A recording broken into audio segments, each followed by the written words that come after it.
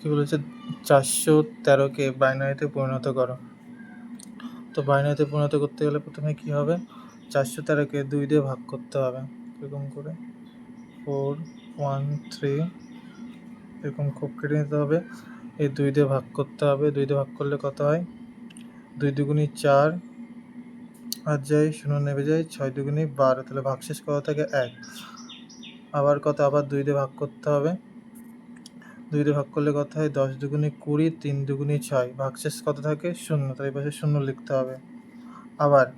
আবার 2 দিয়ে ভাগ করলে কত হয়, 5 দুগুণী 10 আর 2 একে 2, তাহলে এখন ভাগশেষ কত থাকছে 1, তাহলে এই পাশে 1 লিখবো।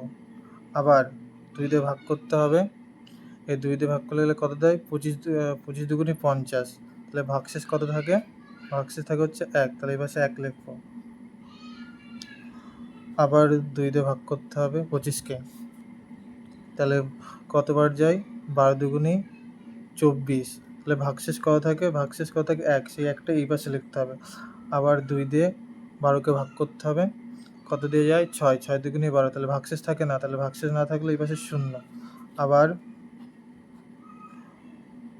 6কে আবার 2 দিয়ে ভাগ করতে হবে, 3 দিয়ে যায়, তাহলে 3 দুগুণী 6, ভাগশেষ থাকে না, তাহলে কত হবে 0। আবার ভাগ যায়, আবার ভাগ যায়, তাহলে 2 দিয়ে ভাগ করো, তাহলে কত হবে 2 একে 2, তাহলে ভাগশেষ কত থাকে 1, তাহলে 1 লিখলাম।